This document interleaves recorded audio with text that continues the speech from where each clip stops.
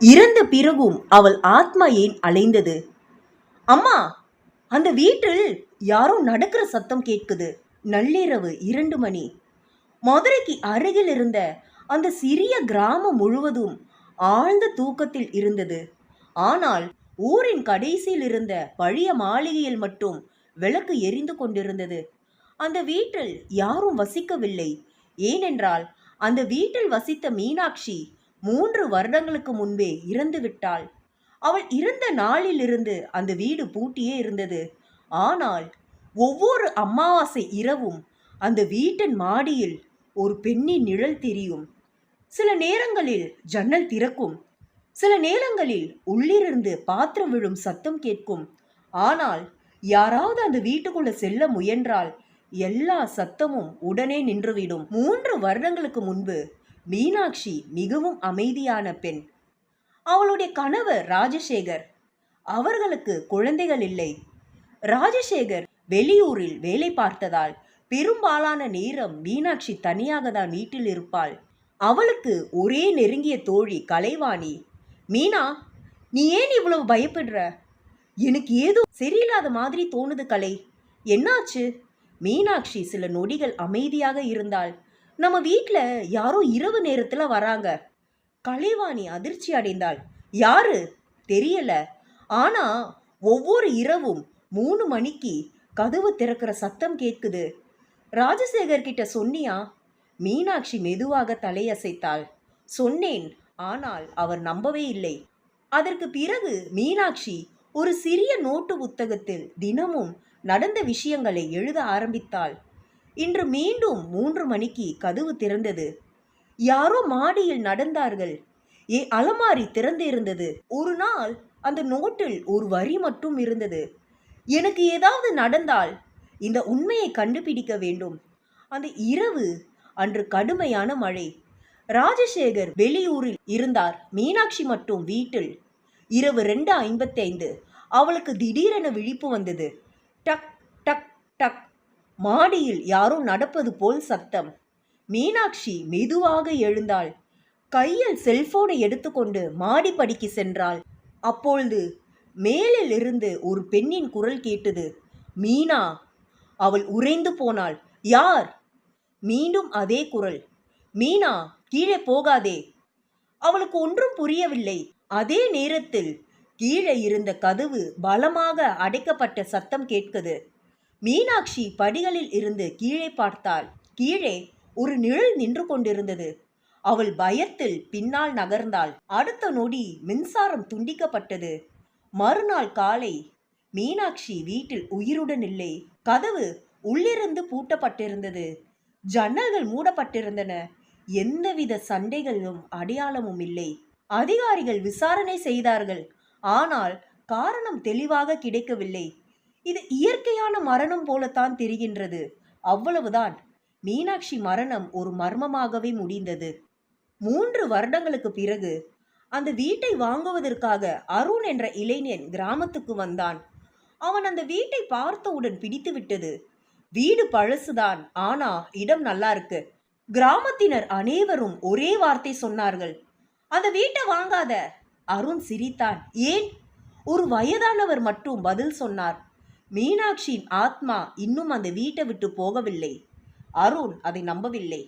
அன்று இரவு அவன் அந்த வீட்டிலேயே தங்கினான். இரவு 2:59 அவனுடைய செல்போன் திடீரென ஒலித்தது. அழைப்பவர் பெயர் மீனாட்சி. அருண் அதிர்ச்சி அடைந்தான். இது எப்படி சாத்தியம்? அழைப்பை எடுத்தான். மறுபுறம் அமைதி. பிறகு மெதுவான குரல், அருண். அவன் நடுங்கினான். யார் பேசுறது? என் உண்மையை கண்டுபிடி. அழைப்பு துண்டிக்கப்பட்டது. மறுநாள் காலை அருண் காவல் நிலையத்திற்கு சென்றான்.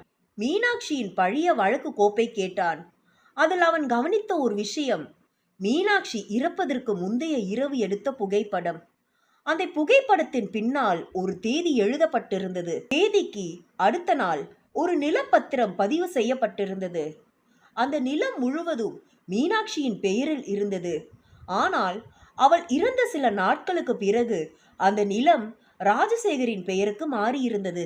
அருணுக்கு சந்தேகம் வந்தது. அவன் கலைவாணியை சந்தித்தான். மீனாட்சி இறப்பதற்கு முன்பு ஏதாவது சொன்னாளா? கலைவாணியின் கண்களில் கண்ணீர் வந்தது. அவள் பயந்துகிட்டு இருந்தா. எதற்காக? அவள் கணவனை சந்தேகப்பட்டாள். ஏன்?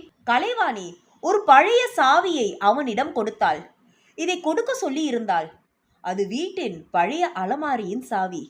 அருண் வீட்டுக்கு திரும்பினான். அலமாரியை திறந்தான். அதற்குள் மீனாட்சி நோட்டு புத்தகம் இருந்தது. கடைசி பக்கத்தை திறந்தான். அதில் ஒரே ஒரு வரி, என்னை கொன்றது யார் என்று எனக்கு தெரியவில்லை. ஆனால் என் மரணத்திற்கு பிறகு என் சொத்துக்காக யாரோ காத்திருக்கிறார்கள். அருணின் உடல் முழுவதும் நடுங்கியது. அந்த நேரத்தில் பின்னால் கதவு மூடப்பட்டது. அவன் திரும்பி பார்த்தான். யாரும் இல்லை. ஆனால் கண்ணாடியில் ஒரு பெண்ணின் உருவம் தெரிந்தது. மீனாட்சி. அவள் அருணை பார்த்து கொண்டிருந்தாள். அவள் உதடுகள் மட்டும் அசைந்தன. மாடி. அடுத்த நொடி அந்த உருவம் மறைந்தது. அருண் உடனே மாடிக்கு சென்றான். அங்க பழைய மரப்பெட்டி ஒன்று இருந்தது. அதை திறந்த பொழுது ஒரு பழைய செல்போன் கிடைத்தது. அதில் ஒரே ஒரு வீடியோ. மீனாட்சி எடுத்த வீடியோ. அவள் கேமராவை பார்த்தபடி பேசினாள். எனக்கு ஏதாவது நடந்தால் இந்த வீடியோவை கண்டிப்பாக பார்க்க வேண்டும். அவள் பின்னால் ஒரு ஆண் நிழல் தெரிந்தது. அருண் வீடியோவை நிறுத்தினான். அந்த நிழலை மீண்டும் மீண்டும் பார்த்தான். அது ராஜசேகரின் நிழல். அருண் உடனே காவல்துறைக்கு தகவல் கொடுத்தான். மீண்டும் விசாரணை தொடங்கியது. பழைய பதிவுகள் ஆராயப்பட்டன. அப்பொழுது அதிர்ச்சியான உண்மை வெளிவந்தது. மீனாட்சி இறப்பதற்கு முன்பு அவள் தனது சொத்துக்களை ஒரு அறக்கட்டளைக்கு வழங்க முடிவு செய்திருந்தாள். அந்த முடிவை மாற்றும்படி அவளை வற்புறுத்தியிருந்தான். ஆனால் மீனாட்சி மறுத்திருந்தாள். அவள் இறந்த இரவில் வீட்டில் இருந்த நபர் ராஜசேகர் தான் என்பதை ஒரு பழைய சிசிடிவி பதிவும் நிரூபித்தது. மீனாட்சி மரணம் இயற்கையானது அல்ல என்பது உறுதியானது. அவள் மரணத்திற்கு பிறகு சொத்து மாற்றப்பட்டதும் திட்டமிட்ட செயல் என்பது தெரிய வந்தது. ராஜசேகர் கைது செய்யப்பட்டான். அவன் உண்மையை ஒப்புக்கொண்டான். அவள் என்னை எதிர்த்து போலீசிடம் போகிறதாக சொன்னாள். அவன் தலையை குனிந்தான். நான் செய்தது தவறு. அந்த உண்மை வெளிவந்த அந்த இரவு 3 வருடங்களாக பூட்டப்பட்டிருந்த அந்த வீட்டின் மாடி ஜன்னல் தானாக திறந்தது. காற்று மெதுவாக உள்ள வந்தது. மேசையில் இருந்த மீனாட்சி நோட்டு புத்தகத்தின் கடைசி பக்கம் திறந்தது. அதில் முன்பு இல்லாத ஒரு வரி இருந்தது. இப்பொழுது உண்மை வெளிவந்து விட்டது.